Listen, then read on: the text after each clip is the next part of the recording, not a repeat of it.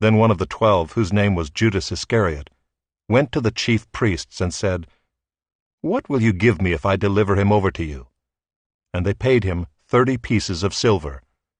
And from that moment he sought an opportunity to betray him. Now on the first day of unleavened bread the disciples came to Jesus, saying, "Where will you have us prepare for you to eat the Passover?"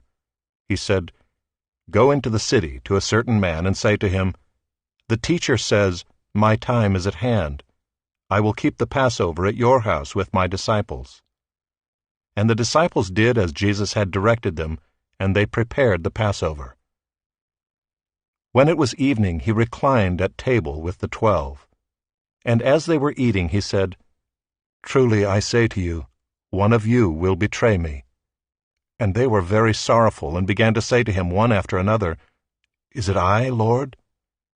He answered, "He who has dipped his hand in the dish with me will betray me.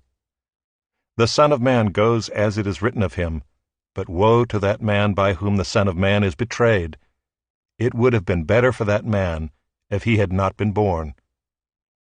Judas, who would betray him, answered, "Is it I, Rabbi?"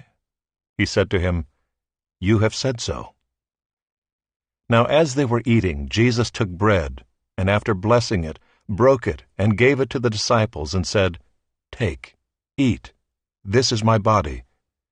And he took a cup, and when he had given thanks, he gave it to them, saying, "Drink of it, all of you, for this is my blood of the covenant, which is poured out for many for the forgiveness of sins.